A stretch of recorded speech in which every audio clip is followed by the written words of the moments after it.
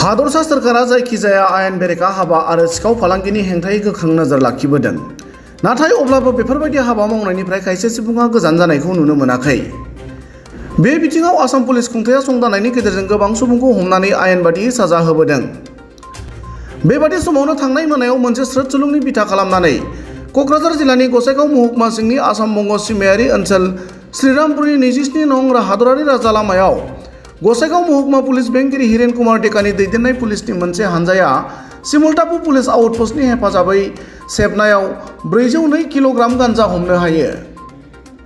HR 46F4203 नम्बरनि गंसे container ट्राकनि इसिङारि चेम्बाराव गुवाहाटीनिफ्राय बिहार फारसे लांबाय थानाय समावनो सेबनानै गान्जाफोरखौ हमनो हायो होनना पुलिसनि फारसेनिफ्राय मिथिहोयो आरो ट्राकनि ड्राइभारजों लोगोसे सिखावै गान्जा लाबोनायाव सोमोन्दो थानाय 3 सुबुंखौ हमनो हायो होनना मिथिहोयो।